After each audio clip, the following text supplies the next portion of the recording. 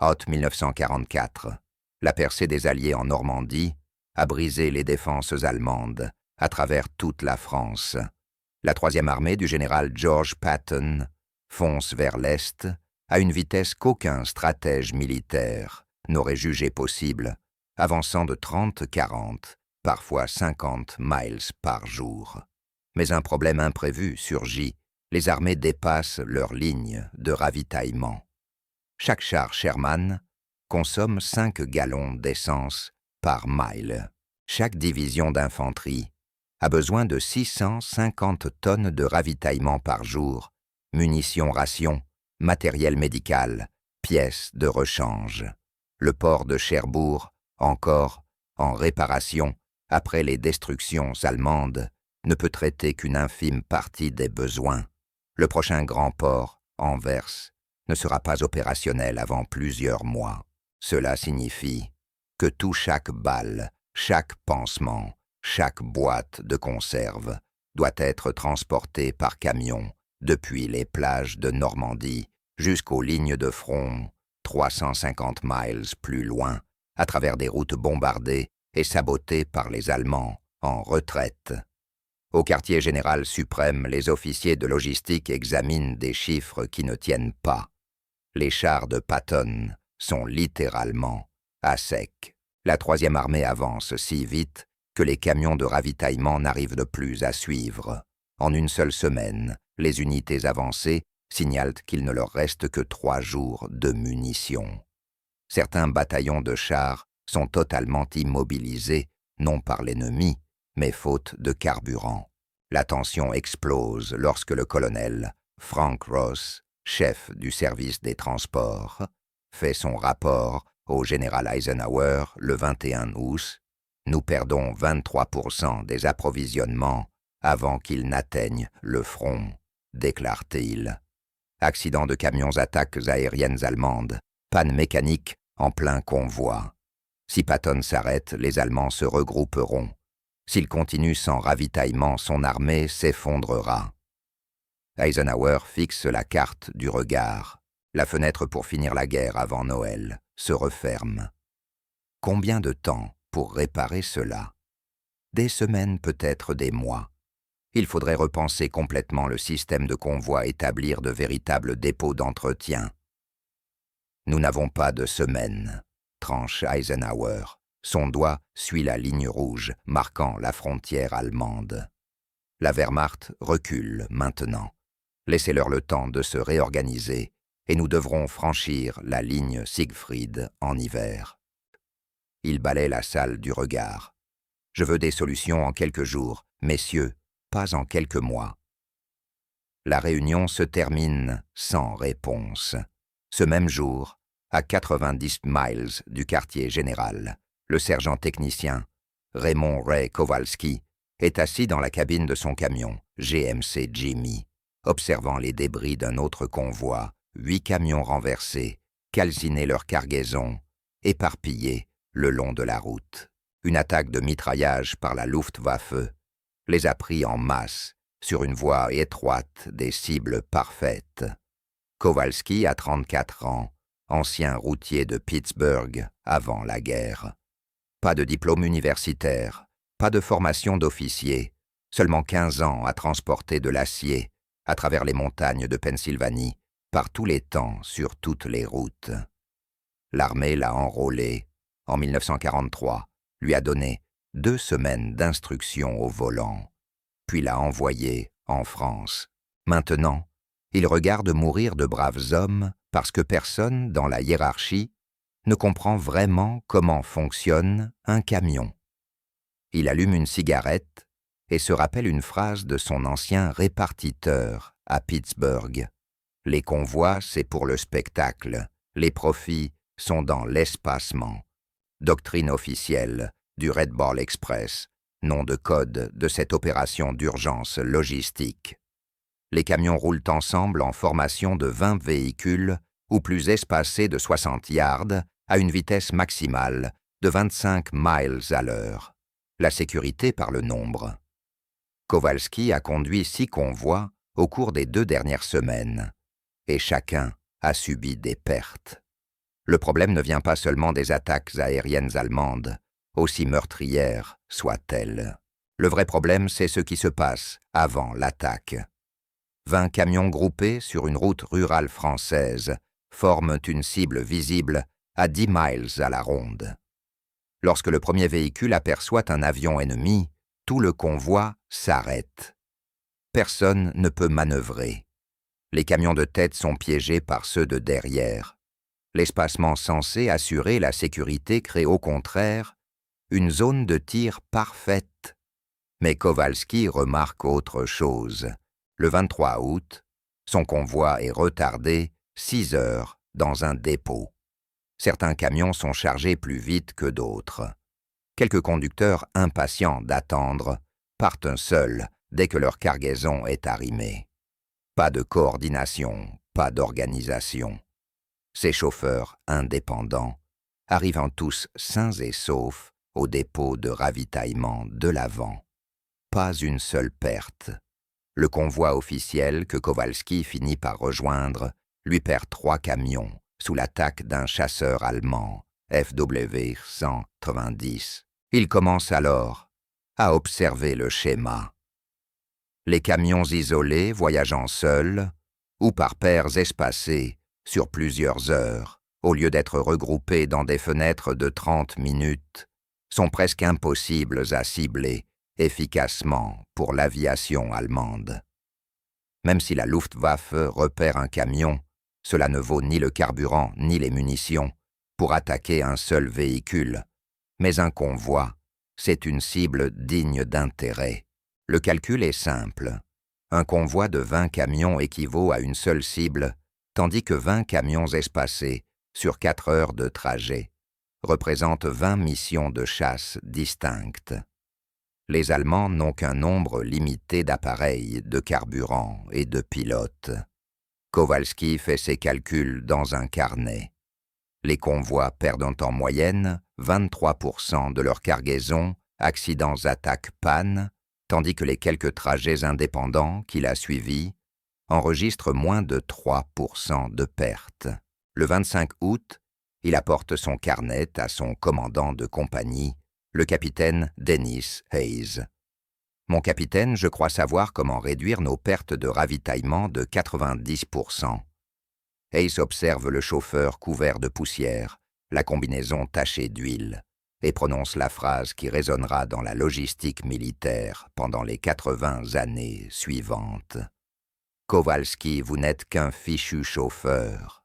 Laissez la tactique à ceux qui sont sortis de West Point.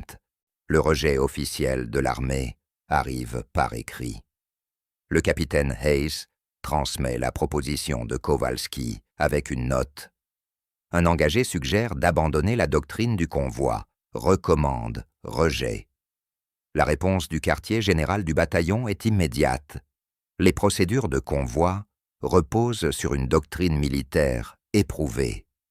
Les opérations individuelles entraînent des ruptures de communication, supprimant le soutien mutuel et violant le protocole tactique. Proposition refusée. Kowalski lit le mémo et rit amèrement. Protocole tactique. Il conduit des camions depuis que ses officiers étaient encore au lycée, et voilà qu'ils lui font la leçon sur la conduite en convoi. Mais il ne renonce pas. Le 27 mi-août, il s'adresse au lieutenant-colonel Martin Burgess, officier adjoint des opérations du corps de transport. Burgess l'écoute 10 minutes, avant de secouer la tête. « Ray, je comprends ta logique, mais sais-tu ce qui arrive si j'envoie des camions individuellement et qu'un seul tombe en panne, pas d'escorte, pas de soutien. Le conducteur se retrouve isolé, en territoire hostile. » Il tapote la carte, ses routes grouillant encore d'unités allemandes contournées. La sécurité du convoi ne concerne pas que les attaques aériennes. Avec tout le respect, mon colonel, nous perdons un quart de nos cargaisons dans des convois censés être sûrs. Je préfère tenter ma chance seul. Ce ne sont pas seulement tes chances, sergent, c'est du matériel de l'armée, du matériel stratégique. La voix de Burgess s'adoucit. Écoute, j'apprécie ton initiative, vraiment. Mais nous ne sommes pas une entreprise de transport civil en temps de paix. Ce sont des opérations militaires. Il y a des raisons à notre manière de faire. » La salle explose lorsque Kowalski tente de présenter ses chiffres lors du briefing des conducteurs le 28 août. D'autres sergents le couvrent de cris. « Tu veux qu'on se fasse tous tuer séparément plutôt qu'ensemble » hurle l'un d'eux. « Au moins en convoi, on a du soutien. » Même les autres chauffeurs le prennent pour un fou. Dans les garages, la rumeur se répand. Kowalski a une pulsion suicidaire. Il veut jouer au cow-boy sur les routes françaises pendant que les chasseurs allemands rôdent. Ses propres camarades cessent de s'asseoir avec lui à la cantine. Pourtant, 3 hommes prêtent attention. Le soldat de première classe, James Booker, ancien ouvrier des usines automobiles de Detroit, vient le voir discrètement. « J'ai remarqué la même chose que toi. Les trajets indépendants sont plus sûrs. Tout le monde le sait, mais personne ne veut l'admettre. » 2 autres conducteurs, le caporal, Eddie Martinez, et le soldat Willie Jackson, confinent à Kowalski qu'il se porterait volontaire pour sa méthode si elle était un jour approuvée. Mais cela ne changera rien. Le 29 août, le colonel Ross examine personnellement la proposition et inscrit en haut du document « Refusé ». Toute déviation non autorisée du protocole de convoi est interdite. Tout conducteur opérant en dehors des paramètres établis sera traduit en cour martiale. L'armée a tranché. L'idée absurde de Raymond Kowalski est morte. Sauf qu'une autre personne lit les rapports. Le lieutenant-général Walter Bedell Smith, chef d'état-major d'Eisenhower, dort à peine à la fin d'août 1944. La crise d'approvisionnement atteint un niveau catastrophique. Patton a reçu l'ordre d'arrêter son avance, non à cause des Allemands, mais parce que ses chars sont à sec. Le 21e groupe d'armée britannique rationne ses munitions. La fenêtre pour exploiter l'effondrement allemand se referme. Smith est le genre d'officier qui lit tous les rapports de mission des compagnies de camions, les statistiques de perte du Red Ball Express et même la proposition d'un sergent de Pennsylvanie que tout le monde a jugé folle. Le 30 août, le général Walter Bedell Smith entre sans prévenir dans le bureau du colonel Ross. Ce chauffeur, Kowalski, sa proposition d'expédition individuelle, pourquoi a-t-elle été rejetée? Ross, pris de court, répond « Monsieur, elle viole la doctrine fondamentale du convoi. Les véhicules seraient... » J'ai lu la doctrine Coupe Smith. Ce que je demande, c'est pourquoi nous perdons un quart de nos approvisionnements en la suivant. Eh bien, monsieur, les pertes restent dans les paramètres attendus. La voix de Smith devient tranchante, comme l'acier. Paramètres attendus. Toute l'armée de Patton est immobilisée parce que nous acceptons des paramètres attendus. Amenez-moi ce sergent maintenant. 2 heures plus tard, Raymond Kowalski se tient dans une tente du quartier général, face à 3 colonels et un lieutenant général. Il porte encore sa combinaison, couverte de gasoil, ne s'est pas rasé depuis 2 jours, et se doute que sa carrière militaire touche à sa fin. Smith ne perd pas de temps. « Sergent, expliquez-moi votre méthode. Supposez que je ne sache rien au sujet des camions. » Kowalski inspire profondément. « Monsieur, les Allemands ne peuvent pas attaquer ce qu'ils ne peuvent pas prévoir. En ce moment, nous envoyons des convois de 20 camions à intervalles réguliers. La Luftwaffe connaît nos horaires de départ, nos itinéraires, nos vitesses. Il leur suffit de placer des chasseurs le long du trajet et d'attendre. » Il sort son vieux carnet usé. « Mais si nous chargeons les camions dès leur arrivée au dépôt, sans attendre la formation du convoi, et que nous les envoyons immédiatement à intervalles décalés, les Allemands ne sauront jamais quand ni où intercepter. Au lieu de 20 camions regroupés sur un quart de mile, vous en avez 20 répartis sur 60 miles de route en 3 heures. Le colonel Ross l'interrompt.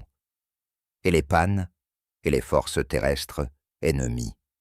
Même solution qu'actuellement. Nous continuons à faire patrouiller les jeeps d'escorte, mais un camion en panne n'immobilise plus 19 autres. Et une unité allemande isolée peut tendre une embuscade à un camion pas à 20 d'un coup. Le silence tombe dans la tente. Smith examine les chiffres que Kowalski a notés. Convoi traditionnel, 23% de pertes. Camions indépendants, 3%. Les données sont trop limitées, proteste Ross. Alors testons-les, tranche Smith. Sa décision est immédiate. Sergent Kowalski, vous allez mener une opération d'essai. 1 semaine 20 camions selon votre méthode d'expédition. Si les pertes tombent sous les 10%, nous l'adoptons à grande échelle. Le visage de Ross devient cramoisi. Monsieur, si cela échoue, j'en assumerai la responsabilité. Mais si cela fonctionne, et que nous ne l'avons pas tenté, cette faute sera la mienne aussi. Smith se tourne vers Kowalski. Vous avez votre chance, sergent, ne la gâchez pas. 1er septembre 1944. Kowalski se tient au dépôt de ravitaillement d'Alençon, observant 20 camions arrivant pour le chargement. C'est son test, son unique opportunité. S'il échoue, des hommes mourront et il finira la guerre en prison. S'il réussit, il pourrait sauver des milliers de vies. Le système de convoi traditionnel fonctionne ainsi. Les 20 camions attendent que tous soient chargés 4 à 6 heures, puis partent ensemble, espacés de 60 yards, roulant à 25 miles à l'heure. Temps de trajet vers les dépôts avancés, 14 heures. Temps total, entre l'arrivée au dépôt et la livraison, environ 20 heures. La méthode de Kowalski est radicalement différente. Le premier camion termine son chargement à 06 heures. Tu pars. Route 7, vitesse standard, marche indépendante. Le conducteur nerveux acquiesce et démarre aussitôt. Le deuxième camion finit à 06h18. Va. Le troisième à 06h33. Va. Au lieu d'un convoi partant à midi, Kowalski expédie 20 camions entre 06h et 11h, 5 heures de départ échelonnés. Ils sont dispersés sur 90 miles de route à tout moment, avançant à la vitesse optimale selon les conditions, plutôt qu'à une cadence imposée. Ils changent aussi les vitesses. Au lieu des 25 miles réglementaires des convois, il dit au chauffeur expérimenté « Roulez à la vitesse sûre. Vous connaissez ces routes. Si vous pouvez faire du 40, faites du 40. Si c'est 30, c'est 30. » Les observateurs du corps des transports sont horrifiés. Le député de Ross note tout dépassement des vitesses, absence d'organisation, opérations individuelles en zone de combat. Mais un phénomène remarquable se produit. Les camions commencent à atteindre les dépôts de première ligne plus vite que tous les convois précédents. Le premier véhicule arrive au dépôt de la 3e armée à 18h30, soit 12h30, après le départ, 90 minutes plus tôt que la moyenne. Le dernier camion arrive à 04h45 le lendemain matin. Les 20 camions livrent leur cargaison. 0 perte 0, attaque une seule panne mineure, un pneu crevé, que le conducteur remplace lui-même avant de repartir, sans retarder personne. La Luftwaffe repère bien 3 des camions de Kowalski. Pendant le trajet, mais intercepter un seul véhicule obligerait un chasseur à quitter sa patrouille, traquer une cible isolée et dépenser du carburant et des munitions pour un gain dérisoire. 2 pilotes renoncent aussitôt. Le 3e tente une passe de mitraillage, manque sa cible et rentre à la base, préférant ne pas gaspiller de carburant pour une poursuite inutile. Le 2e jour, 20 autres camions partent, 19 livrent avec succès. Un seul accident, un conducteur s'endort et s'écrase. Une perte individuelle, pas un carambolage multiple comme ceux causés par les convois. Taux de perte, 5%. Le troisième jour, 22 camions, 22 livraisons, 0 perte. Au cinquième jour même, les colonels les plus sceptiques observent les chiffres avec stupéfaction. La méthode ridicule de Kowalski réduit les pertes logistiques de 23% à moins de 3%, une baisse de 90%, et les camions transportent désormais plus vite que quiconque ne l'aurait imaginé. Le 7 septembre, le général Smith signe l'ordre. Toutes les opérations du Red Ball Express adopteront immédiatement le protocole d'expédition individuelle échelonné, mis au point par le sergent technicien Raymond Kowalski. La transformation est quasi instantanée. À la mi-septembre, l'ensemble du Red Ball Express, près de 6000 camions, abandonne les convois traditionnels. Les dépôts chargent et expédient les véhicules sans interruption, jour et nuit. Les départs se font toutes les 3 à 5 minutes, au lieu de regrouper les véhicules en formation vulnérable. Les chiffres sont stupéfiants durant les 8 dernières semaines d'opération. De septembre à novembre 1944, les pertes d'approvisionnement tombent à 2,7%. La vitesse de livraison augmente de 32%. La quantité de ravitaillement atteignant la 3e armée de Patton et les autres unités de front doublent plus que de moitié. Les rapports d'après-combat allemands témoignent de la frustration.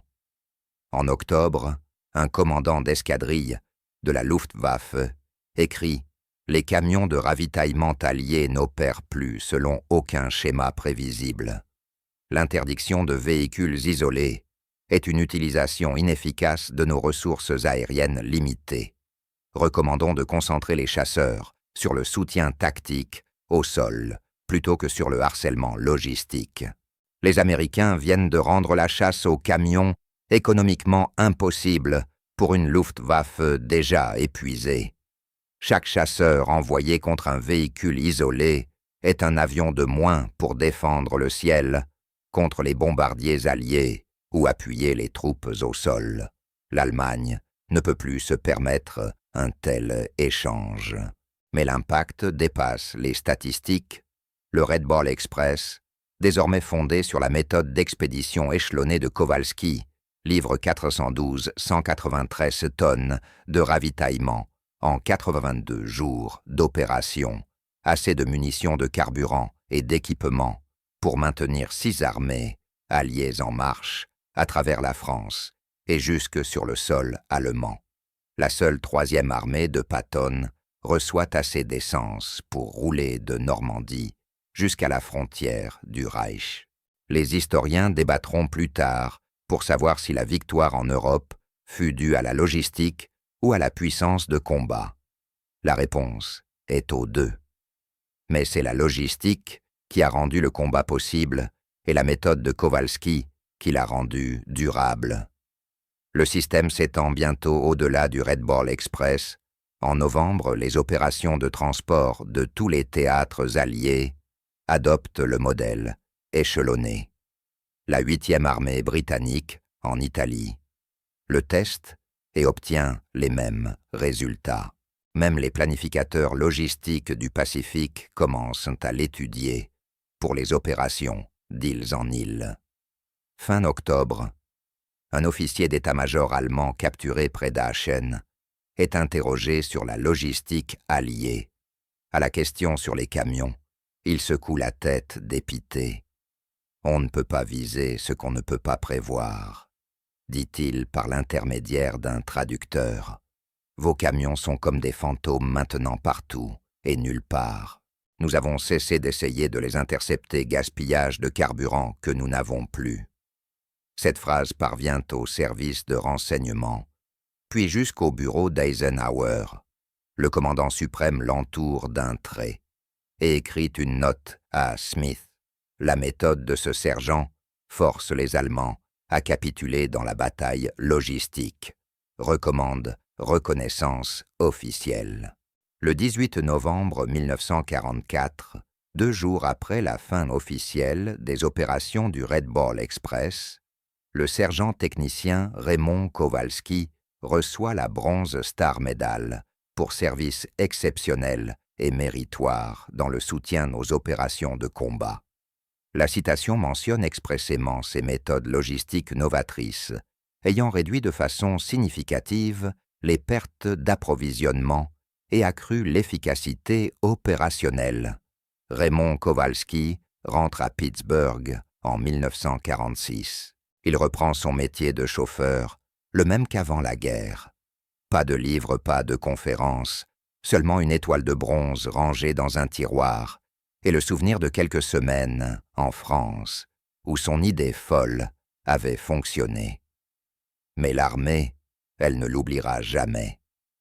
Le Transportation Corps de l'armée américaine adopte formellement en 1947 les protocoles d'expédition échelonnés comme doctrine officielle.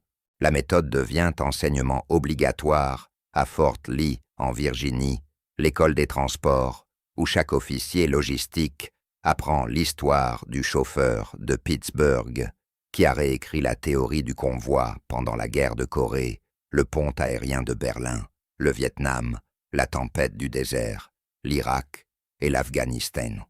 Les opérations logistiques américaines utilisent des variantes de la méthode de Kowalski. Les convois militaires modernes ne se massent plus en grandes formations vulnérables.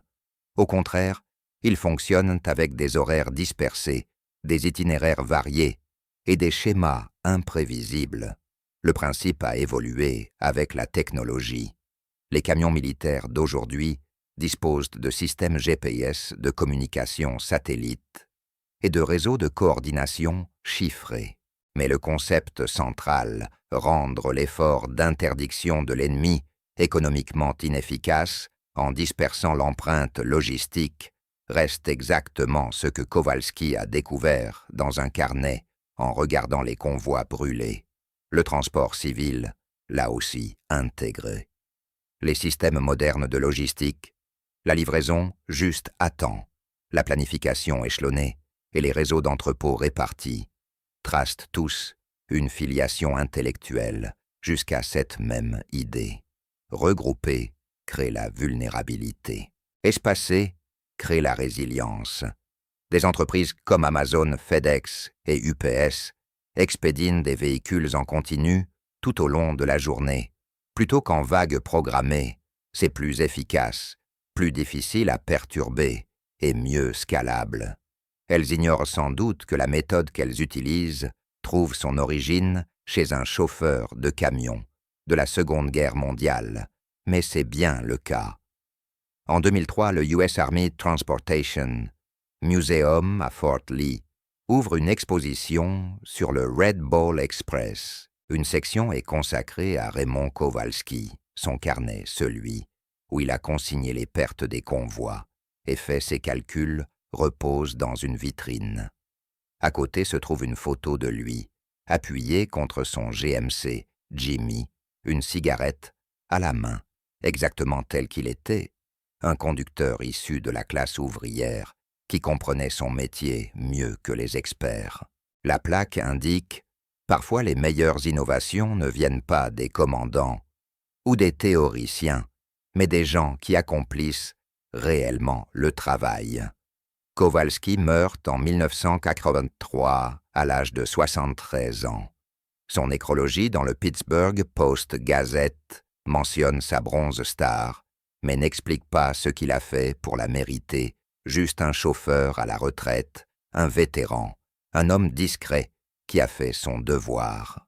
Pourtant, dans chaque cours de logistique militaire d'aujourd'hui, dans chaque thèse sur les opérations d'approvisionnement de la Seconde Guerre mondiale, dans chaque analyse de la façon dont les Alliés ont soutenu leur avancée à travers l'Europe, il y a une note de bas de page sur le sergent, qui a prouvé que parfois, l'idée la plus folle est simplement la vérité que personne ne voulait entendre. Sa méthode n'a pas seulement réduit les pertes d'approvisionnement de 90%, elle a changé la manière dont le monde moderne déplace tout de l'équipement militaire au colis de consommation. Toujours utilisé aujourd'hui, toujours en train de sauver des vies, toujours rendant la tâche de l'ennemi économiquement impossible, tout cela parce qu'un chauffeur de Pittsburgh a refusé d'admettre que les convois étaient la seule option.